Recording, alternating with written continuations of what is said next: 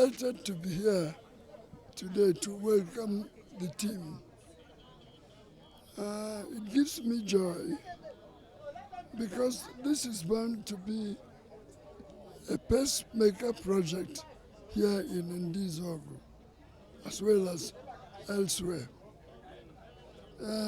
It is a well-known fact that Nigeria is one of the world's petroleum producer and exporter, yet petroleum products are very expensive here. In the same vein, Nigeria is one of the best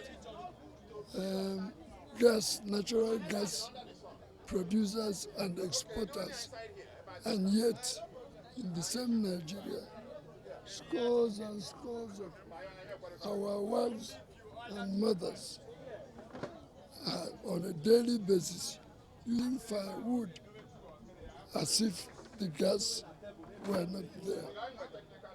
So that's why I'm delighted that if this program will be as successful as it is seeming, judging by the large number of very enthusiastic women and mothers.